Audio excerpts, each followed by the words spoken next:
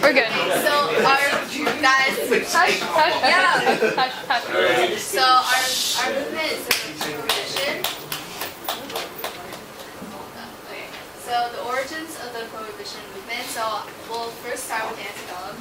Just like a little brief overview of last time.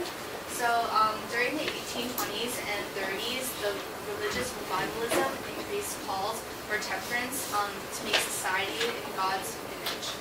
In 1838, Massachusetts actually passed a temperance law, and it banned the sale of spirits in less than 15-gallon quantities.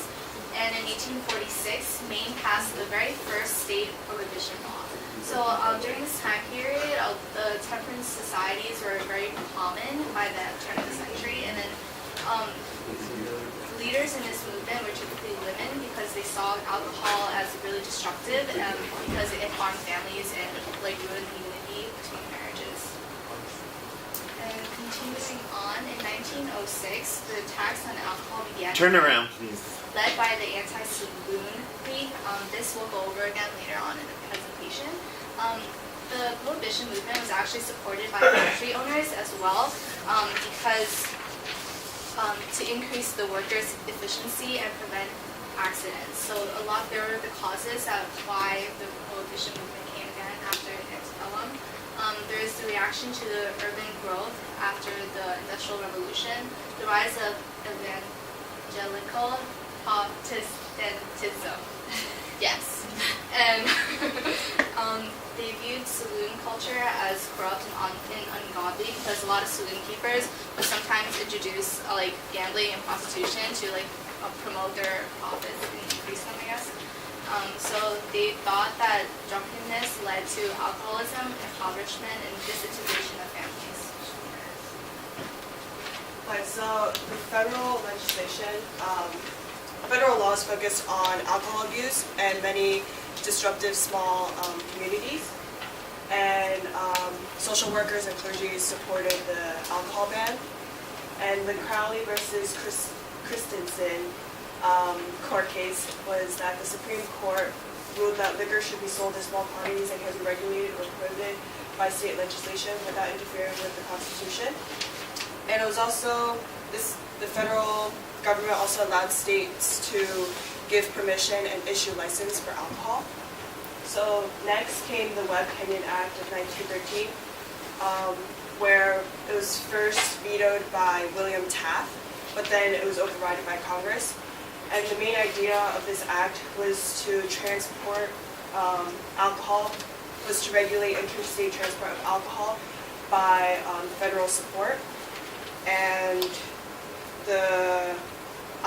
it prohibits shipment of alcohol into a state in violating of the receiving state's law, and alcohol was not allowed in dry states. Dry states were states where it cannot be sailed or manufactured in those states.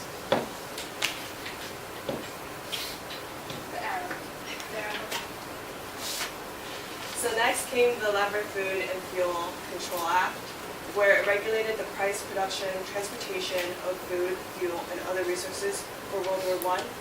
The federal government also regulated and even banned the production of distilled spirits. Spirits is alcohol that is produced by distilled ethanol, produced by fermentation of grain or fruits, etc. And due to diverting all the resources to World War I, the federal government also shut down breweries and distilleries. And then came the 18th Amendment, which banned the production, sale, and transportation of alcoholic drinks. And it went into effect on January 16, 1920. And 46 out of 48 states ratified this amendment. The two states that didn't ratify the amendment were Rhode Island and Connecticut. And although a lot of states ratified these amendments, many states didn't prohibit, they didn't follow the state prohibition. And many industry owners supported the 18th Amendment because they didn't have to pay for accident-related injuries. And the states also assumed that the federal government would enforce these laws. And then the 18th Amendment declined because the 18th Amendment declined the federal revenue because it 1/3 of the revenue was derived from liquor license and taxes. And in this chart, you can see how in the 18th Amendment, alcohol consumption decreased because of the 18th Amendment. But overall, the 18th Amendment was a failure because it led to illegal consumptions and crime rates. Last came the Volstead Act, or also known as the National Prohibition Act, which was written by Andrew J. Volstead. And this helped, it helped expand and enforce the 18th Amendment, which further banned beer, wine, hard liquor. This act also allowed possession of alcohol purchased before the Prohibition, and those exceptions. Wine was allowed for religious reasons and medical uses. Oh yeah. This poster shows that says in war or peace, which means it most, and it shows down here the groceries that you can receive from the money used for alcohol. So the Volstead Act also prevented an excess of drinking by soldiers upon their return from World War I, and regulated industrial and scientific use of alcohol, and the violation was up to 1,000 or up to 6 months of imprisonment. And it says that the 18th Amendment also focused on the demon rum, which is the high alcohol content, which was then enforced by the Volstead Act, saying that the definition of intoxication was a drink more than 0.5% alcohol. Okay, so as Victoria mentioned before, the Anti-Saloon League was a leading organization lobbying for prohibition. It started in the early 20th century, and it was a key component of the progressive era. It drew heavy support from congregations such as the Methodists and the Baptists, and it concentrated on legislation, so they were less concerned about what you did on your own time, and more concerned about how you voted when it came to prohibition. Alrighty, so it lobbied at all levels of government for legislation, and it wanted to prohibit the manufacture or import of spirits, beer, and wine. So it began to lose power in 1928 when the failures of prohibition became evident with the speakeasies and the rise of organized crime. It did not disassociate with the Ku Klux Klan, which brought negative connotations to its name. Okay, and this is the Women's Christian Temperance Union. It was organized in Hillsboro, Ohio, and it was the first woman-dominated organization. It tried to bring personal, social, and moral reforms, including reforms against prostitution, for public health, and for women's suffrage. And though it was a women's-centered organization, there were men members as well. So when people wanted to attack the group in Tsao, it's very, it's for one sex only. They had other male supporters in the background. And so some figures from the Women's Christian Temperance Union is Frances Willard. She was the second president, and she demonstrated a sharp distinction from the first president because she felt like WCTU should be involved in the temperance movement. She also believed in an 8-hour workday and a living wage for women as well. And then we have Matilda Kars. She became an activist after her son was killed in an accident by a drunk wagon driver. And she became president of the Chicago Central Christian Women's Temperance Union. She started the Signal, which was a newspaper, and it sold many copies. And it also founded charities and raised approximately $60 million to support it every year, which is pretty amazing for that time. Okay, so now we'll talk about the enforcement of prohibition. Initially, it was the responsibility of the Internal Revenue Service, but later it became the responsibility instead of the Justice Department. There were a lot of inconsistencies with the enforcement. it was extremely strongly enforced in rural areas and small towns because they were much more synthetic, but loosely enforced in urban areas. And there were very early signs of success. Initially, there was a decline in arrests for drunkenness and a reported 30% decrease in alcohol consumption, sort of like the chart that Carmen previously shown. The Prohibition leaders initially believed that once the liquor traffic would be illegal and the licenses wouldn't be given out anymore, that the churches and reform organizations could eventually convince the Americans to accept this amendment. Okay, so Prohibition did have a few positive effects, including the initial decrease in alcohol consumption, increase in bank savings, and decrease in absenteeism, which is because they were somber, they went to their jobs more. However, it was overall pretty disastrous, as Vicky and Carmen already talked about.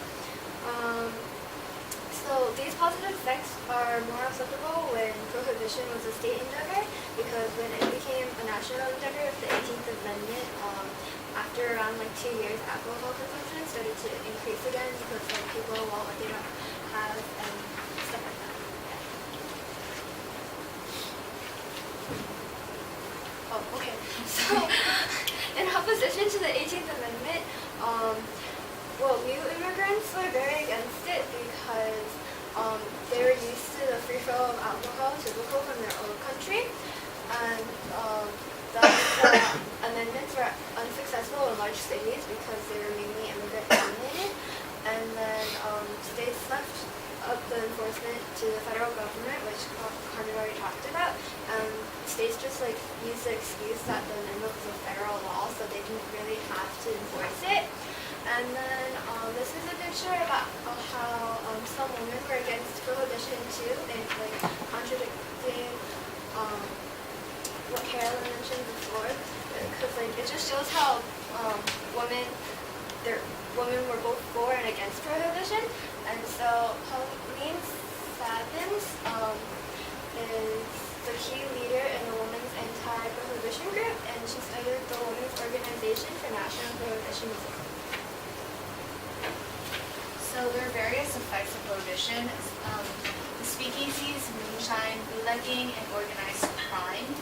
There was also a decrease in federal revenue. The government lost supply of money-making opportunity, taxes on sold alcohol, tariffs on imported alcohol would have amounted to a lot of money. So basically, you can see here that there are a lot of men who are protesting against this amendment, and it shows the government's really inability to control it, even though they made this law, and but the citizens aren't willing to follow the regulations.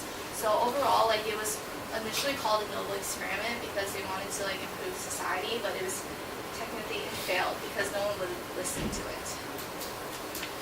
So problems with enforcement. The first one that I spoke about in the list before was the speakeasies. These were secret saloon bars in cellars and basements of citizens, and they had passwords and knocking codes in order to get in because they're really secretive, and they sold bootleg alcohol, which was smuggled into America from abroad.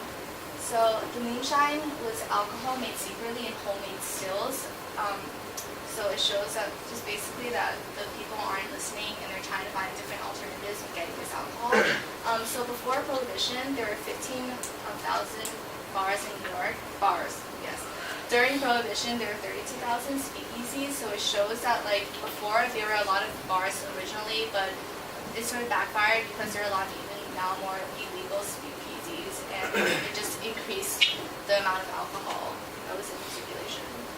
So another problem was organized crime. The gangsters took control of the speakeasies and bootlegging because a lot of the amount of profit that they could make, and they typically bribed the police, judges, and politicians.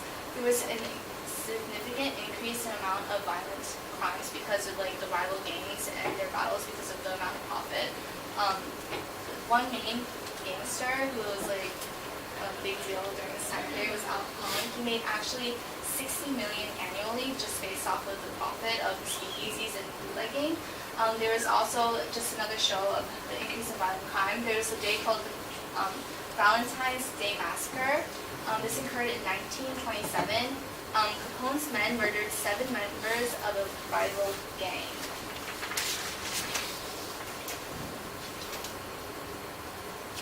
Alright, so in repealing the 18th Amendment, the main causes were the post-World War I era, in which traditional values became less important. So people took on a new perspective due to the increased wealth, mobility, and opportunity, like during the Roaring Twenties. But like the Roaring Twenties didn't last long because it soon led to the Great Depression, which was caused by a result of irresponsible spending after World War I and the stock market crash. So because of the Great Depression, economic stimulus was needed. So they thought that repealing the amendment would help because the government could then be able to tax the alcohol that people bought, which would increase federal revenue. And so enforcement also becomes harder since it costs money. And due to a general decrease in the interest for the prohibition cause, there was a decrease in the general interest for the prohibition cause, which the political party members recognized. So during the election of 1983, both parties. The election of what? 1983. 83? Yeah. Roosevelt and Hoover ran in 1983? FDR, yeah. Franklin. 1933. No, this is after. Oh, wait, look at it. What, this didn't happen in the Oh, 80s? sorry. It looks like an 8. Sorry. 1933. Oh, okay. That's a city. So it's I'm sorry. No. It was the election of 32, right? Yeah. FDR and Hoover, they're on opposite sides, but they both eventually agreed that the amendment should be repealed. And so, after FDR was elected, there's a time period called 100 Days Congress, in which Congress revises the Volstead Act to allow for the production and sale of light alcoholic beverages. And like I mentioned before, they would tax the drinks to increase employment and federal revenue to kind of combat the Great Depression. And so after they passed the 21st Amendment, which was ratified in 1933 and repeals the 18th Amendment. And so alcohol regulation was once again left to the states.